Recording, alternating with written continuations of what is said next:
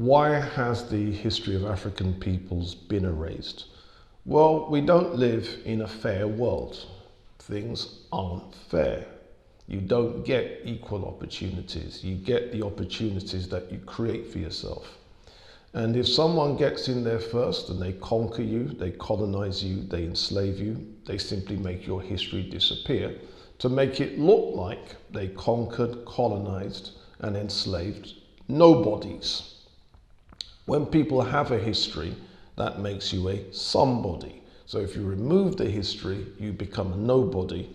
And so your history disappearing, nobody's lamenting the loss of that history.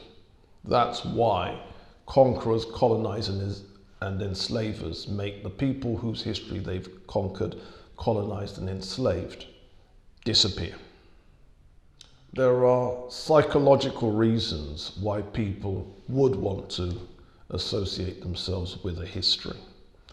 There is a link between what someone thinks of themselves, what someone thinks of their people, and their history. Now, scholars talk about personal esteem, that means self-esteem, and then you have interpersonal or group esteem, which is what you think of your group or what you think of your race, racial esteem.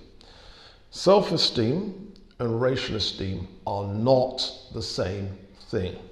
Someone can have very high self-esteem where they think highly of themselves and very low racial esteem where they think very badly of other black people. And in truth, most black people have very high self-esteem and very low racial esteem.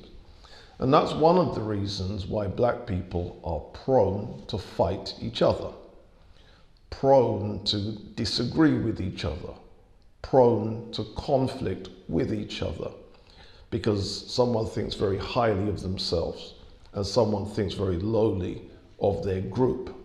And what happens is, if people can call each other the N and the B words, they're really saying, I don't give a monkey's about the black race. They've really just said that their racial esteem is very, very low. But every black person usually has very high personal esteem. So if someone thinks highly of themselves and very lowly of their group, that is a recipe for fighting. That is a recipe for conflict. And the way to raise people's racial esteem is to introduce them to their history. And if the history happens to be a great history, a history that people objectively can be proud of, they will see their people in a very different way to how they see their people at present.